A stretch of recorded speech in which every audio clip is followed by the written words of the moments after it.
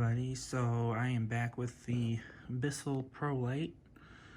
I'm going to be doing a full living room vacuuming today for you guys.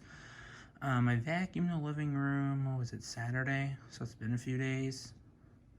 So yeah, and by the way, like I said in the, probably the first time you saw it, didn't have the right bag, but I got those old stock micro filtration bags, a genuine Bissell bags for it. Oh my god. There, jeez. Zipper's kind of a little bit of a pain. What kind of bags? Style 6, so the genuine Style 6 Bissell bags in here. So yeah, if you guys didn't watch the first video of this, I'm just going to warn you, it's loud, but it's been doing a good job and I really like it. So yeah, here we go. Enjoy.